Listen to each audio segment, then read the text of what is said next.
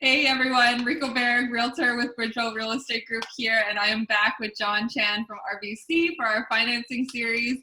And we have a really great one today. We're going to be talking about rate holds and really everything you need to know about interest rate holds.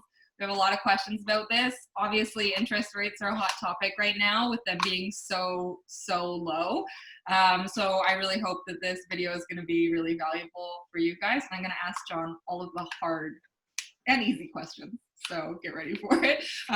Jon, before we get into the nitty gritty, do you want to introduce yourself? Yeah, thanks for having me. Jon Chan, mortgage specialist with RBC Royal Bank, here to provide advice and particularly around interest rates and the nuts and bolts behind all that. Yeah, you're the financing extraordinaire. So for anybody looking for a mortgage broker, I definitely highly recommend Jon. But going into basics and things like that, or actually, you know what, maybe what I'll do is I'll start off with just conversations around interest rates right now. Obviously they are very low. Do you have anything that you kind of want to start the video off with? Yeah, right now we're seeing very historic lows. It's been a weird year, obviously, starting off with COVID early in the year and the Bank of Canada having some emergency measures to make life easier for consumers and borrowers by dropping the Bank of Canada rate 3 times in a span of 2 weeks. That's unheard of. Yeah. That's led a significant trickle effect to the rest of the world and rest of the economy, dropping rates significantly since that time. So to give a little bit of perspective, if COVID never happened, we were probably looking at being around the low 3s in terms of interest rates, where we're actually below 1.8 on most terms, if not lower. Yeah. So pretty much half of what we were expecting. So I know that we're currently in a health crisis.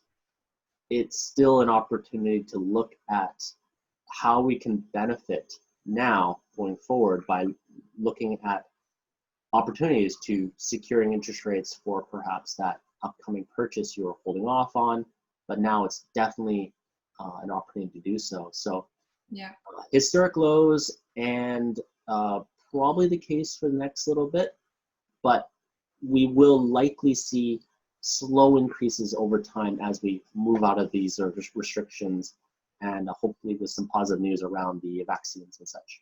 Yeah, well, that's why this conversation is so timely, because obviously people want to take advantage of these record lows, and there is some concern about rates increasing. So let's get into it. So what exactly is an interest rate hold when it comes to financing? Yeah, what an interest rate hold is frankly saying, hey, the bank can hold something for you for a period of time so that when you are ready to make that purchase or refinance your property, you know with certainty what you're getting into. So typically speaking, the banks can hold rates for anywhere between 60 to 120 days, depending on any promotional offers or what have you, and knowing that this is the committed interest rate that you will get when everything settles, with no surprises, especially if there is any potential rate changes upwards or downwards. And perhaps if rates go down, we can look at adjusting that as well before everything settles. So it just gives you some more certainty without being rudely surprised when the time comes for, say, for example, a purchase happening a few months out. You at least know what your rate is, what your payment looks like, everything's all buttoned down. So let's kind of unpack that a little bit and talk about whether or not rates go up or down. So let's say that today I get a rate hold, and we'll use that 1.8% number. I have a 120-day hold on this at 1.8. So that brings us into mid-April of 2021. So the completion has to occur before that 120 days is up in order to secure that rate hold. Am I right? That's right. Being able to hold interest rates for up to 120 days on most our terms, the guaranteedness of that is only for that period of time. if exceeding 120 days, we would need to see what the new terms would be. Hopefully the same or better, but there's no guarantee of that. So say we go till April and we haven't actioned that commitment, we would have to see what is the new rate commitments out there for the next 120 days. So landing us in early August at that point, if extending another 4 months. Right, so renewing. Yeah, I think sometimes a lot of people get confused about that in terms of rate holds and how long they're held for. It's not necessarily like you have to get an accepted offer within that 120 days. It's like the completion and registration needs to occur within that 120. But I wanted to talk about like an example if rates go up versus if rates go down. So let's say today I have that 1% or 1.8% rate hold, and my completion is going to be at the end of March. If rates go up, so say to 2% by the end of March, then the nature of the rate hold is that you still get to benefit on that 1.8% that you held on to. Yeah, 100%. That the commitment that you take will frankly be a ceiling of what your interest rate will look like. So again, you have some guarantees on what your payment looks like, your interest rate, your overall offer, regardless if rates change for the negative. So in your example, rates going up. So using your same example, you start an application now, it's good until April, and we see an interest rate change in, say, late February. Rates go up for whatever reason. It goes to 2%. We might start sweating this, but we know that, hey, we're solid until that March closing date because our interest rates are actually good till April. Right. We don't have to worry about it. Right. Now, the obvious benefit. The obvious benefit is held and you're protected if rates end up going up. But you make the good point that everything has to settle by that end date. It's not just saying you've entered into an offer, but it's going to be settling in, say, May or later. It has to all complete within that 120-day period of time. So it's definitely has some great upsides, but also to know the ins and outs of how that actual commitment works. Right. And so I think that the more interesting conversation is kind of on the flip side of that. Like we have a 1.8% commitment for 120 days, but what if, by the time you complete at the end of March in this example, rates have actually gone below 1.8%.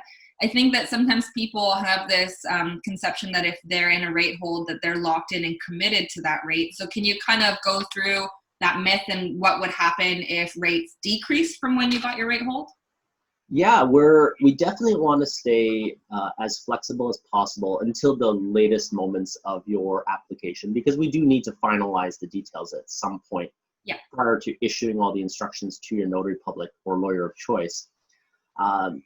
Ideally, we have everything buttoned down, I would say within 4-ish weeks out from actual completion. So up to that point, we will certainly want to keep an eye on things. Has things improved since the start of our application to that point?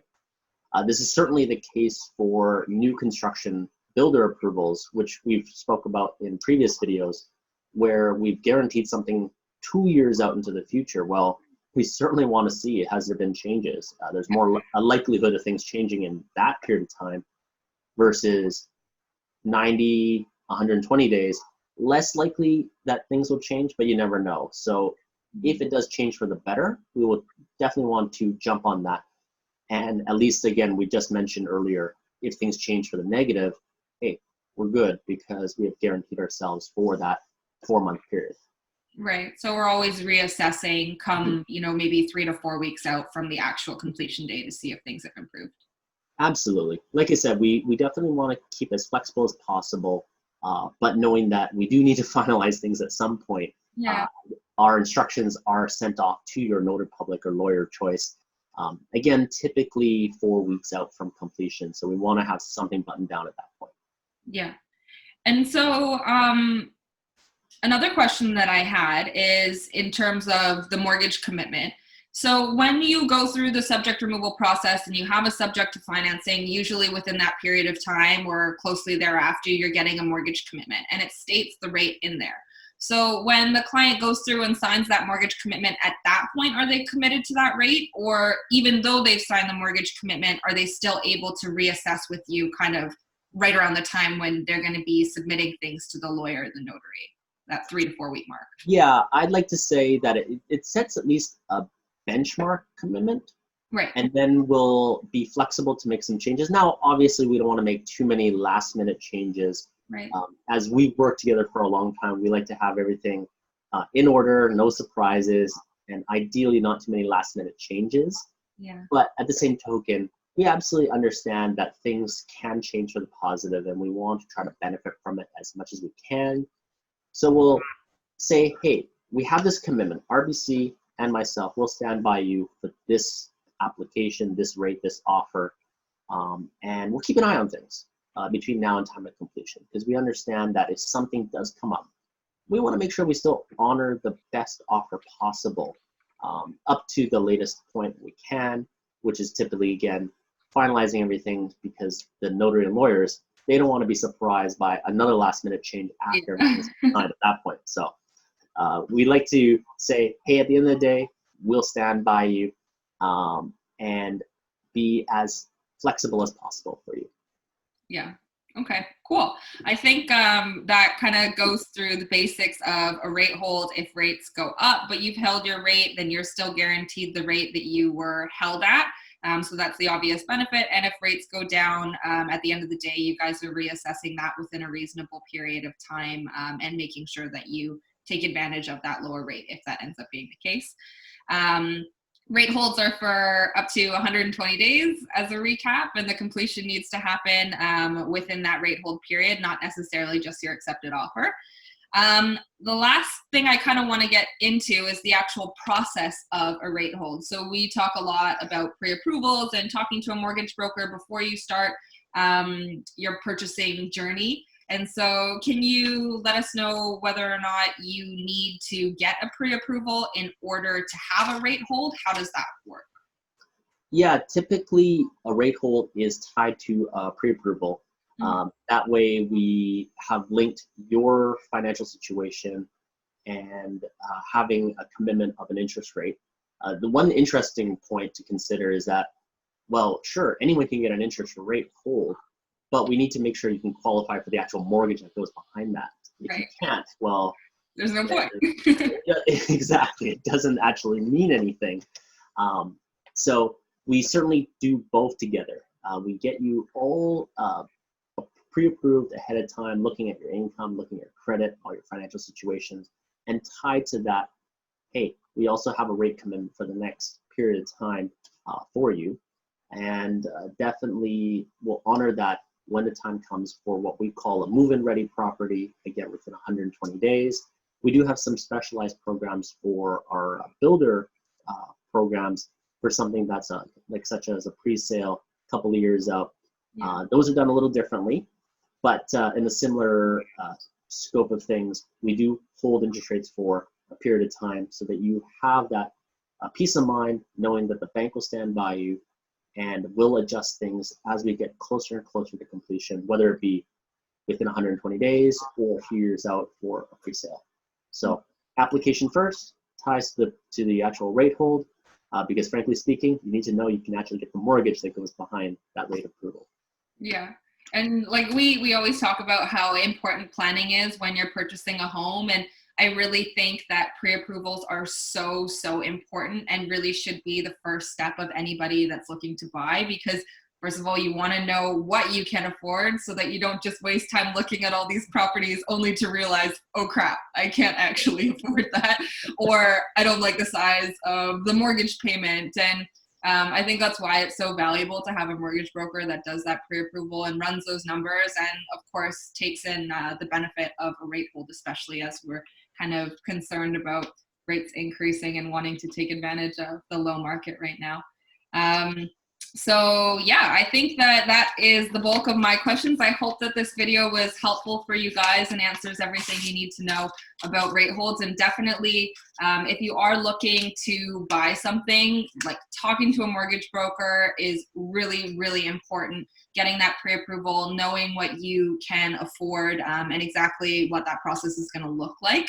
And we're your team to help you do that. So definitely feel free to reach out to John at RBC or myself if you're wanting a little bit more of an in-depth explanation on the process and what you can expect when it comes to buying, or if you're buying and selling at the same time. That's another conversation to have. So we're always here for you, and I hope that this video was helpful. So thanks so much, John, for joining on another financing series, and I'll catch you on the next one because you're always very informative and super helpful. So Thank you.